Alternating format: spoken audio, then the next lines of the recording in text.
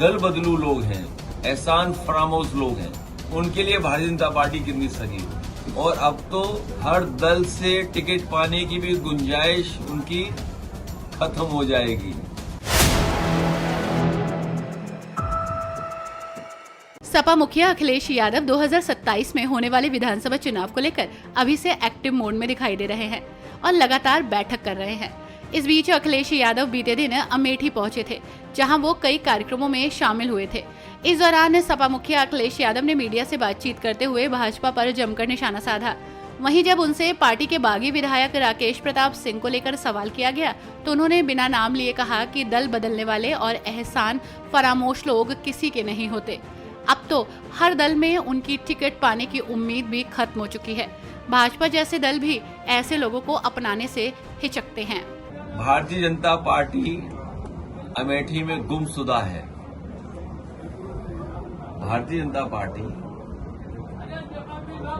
अमेठी में गुमशुदा है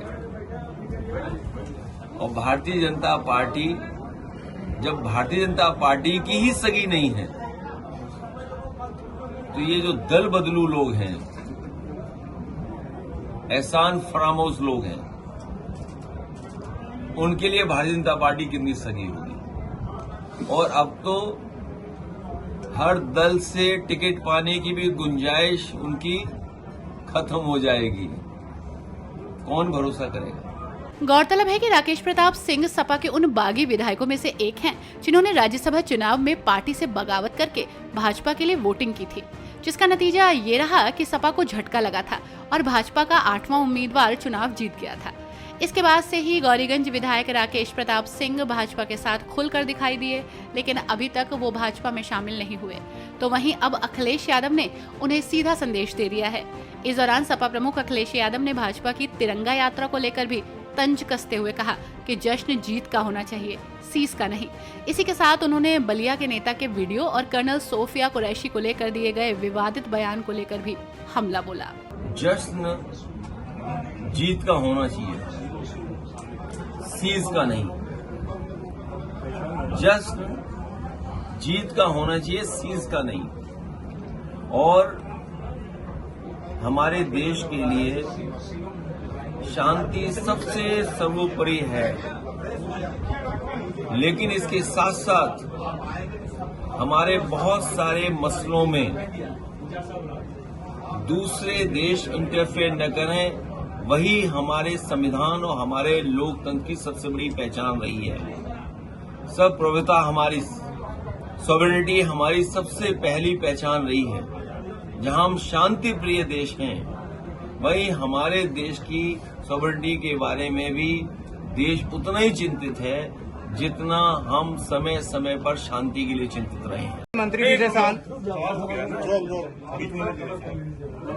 भारतीय जनता पार्टी का चाल, चरित्र और चेहरा न केवल मध्य प्रदेश से उजागर हुआ है, बल्कि बलिया और बिहार से भी उजागर हुआ है। जो लोग सोशल मीडिया पर हैं वो मुझसे बेहतर समझते होंगे। हाई कोर्ट के बाद एफआईआर दर्ज होना, और ये इसलिए करना पड़ रहा है हाई कोर्ट को क्योंकि अगर इन मंत्री जी के खिलाफ एक बहुत देश के प्रतिष्ठित अभिनेत्री के खिलाफ जब उन्होंने सबसे पहले उनके कार्यक्रम को रोका था, उस समय बीजेपी की सरकार ने उनके खिलाफ कार्रवाई की होती तो आज देश की कर्नल उनके साथ इस तरह का व्यवहार करने का उन्हें मौका ही नहीं मिलता। ये भारतीय जनता पार्टी का चरित्र पहली बार दिखाई नहीं दिया है। भारतीय जनता पार्टी ऐसा ही काम करती है। नारी वंदन का नारा तो देते हैं, लेकिन सही मायने में जब सम्मान की बात हो, उनके रक्षा की बात हो, तो भारतीय जनता पार्टी का कई बार चेहरा उजागर हुआ है। ये पहली बार उजागर नहीं हुआ है। कर्नल सोफिया जो वहां पर लगातार हमें, आपको, पूरे देश और दुनिया को ब्रीफिंग कर रही थी, वो सरकार की ही ब्रीफिंग कर रही थी और सरकार भारतीय जनता पार्टी की है। उन्हीं की ब्रीफिंग करने वाले के बारे में उनके प्रति क्या उनकी भावना है, किस तरह के विचार हैं, ये पहली बार उजागर नहीं हुआ। पहले भी भारतीय जनता पार्टी का व्यवहार, भाषा नारी शक्ति के लिए, नारी के लिए कई बार उजागर हुआ है।